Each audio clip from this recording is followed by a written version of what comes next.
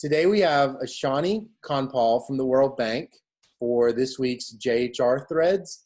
We are going to be talking about her new paper with Jacobus de Hoop, Jed Friedman, and Furio Rosati, Child Schooling and Child Work in the Presence of a Partial Education Subsidy. Thank you for being with us today, Eeshani. Thanks for having me, Scott. Well, this is a good opportunity for you to tell us a little bit about the program that you're studying here in the Philippines. Can you tell us just a little bit about the program? Sure. So the conditional cash transfer is called Pantawid, and it's so households that were identified as poor within communities that were identified for treatment. This is during the pilot phase. They received a cash transfer every month if they send their school-age eligible children to school, and if they used health services for younger children, so children aged 6 to 60 months. If these conditions were met, they received a sort of a transfer from the government, which was designed to be about 20% of household income.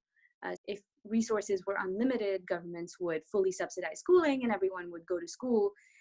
That's not always realistic. Resources aren't unlimited, right? Resources are scarce. And so we just wanted to understand whether a partial schooling subsidy could increase, be effective at increasing schooling attendance and enrollment and attendance. So when you have this attendance requirement to receive the conditional cash transfer, which for the Pantawid program, as well as for most other CCTs and literature, is usually about 85% attendance. So 85% attendance in the last month. The parents are going to have to make that outlay for the transportation costs every single day. And so that's increasing how much they have to pay for school on a day-to-day basis. When we did the impact evaluation, we found that the program was quite successful against its intended targets. So it increased school attendance for primary school, and it increased to a smaller degree, but attendance, but also enrollment at the secondary school level. The surprising news is that, so we, unfortunately, we don't have a baseline measure for child work. We know whether children are in school or not at baseline, but we don't know whether they're working. So what we looked at instead to understand what was happening on this margin, on the child work margin, is we looked at these mutually exclusive combinations. So we looked at children who are neither in school nor in work, children who are in school but not in work, children who are in work but not in school, and children who are in both school and in work.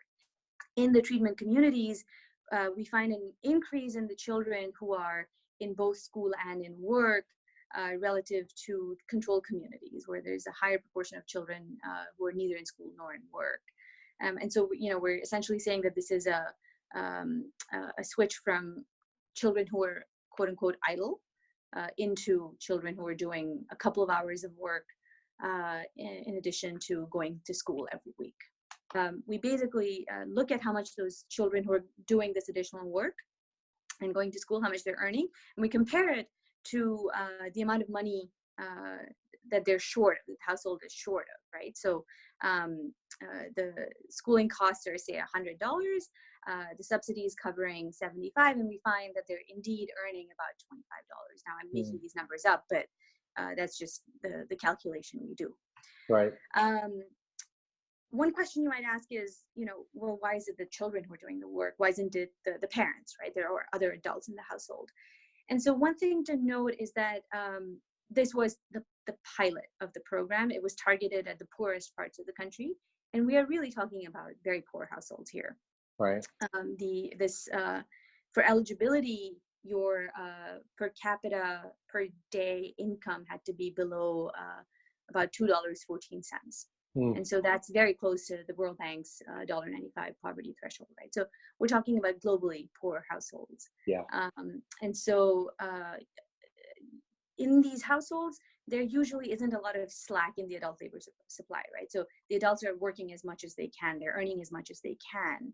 Right. So when schooling becomes affordable, when it used to be unaffordable in the past, but there's this shortfall, it falls to the children. There's really nobody else to make up that additional money.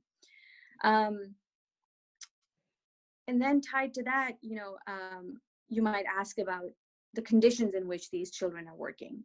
Unfortunately, in the data, the quantitative data, we don't have a great sense of what they're doing.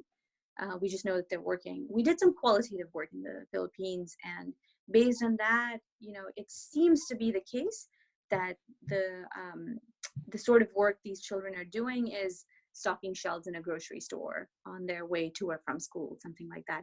We found no evidence of hazardous work situations or abusive work situations.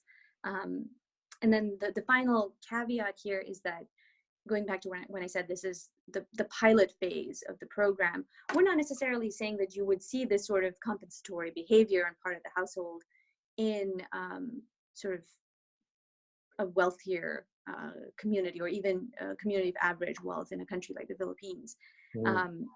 But that we should be cognizant of the fact that we might see such effects in these very poor communities.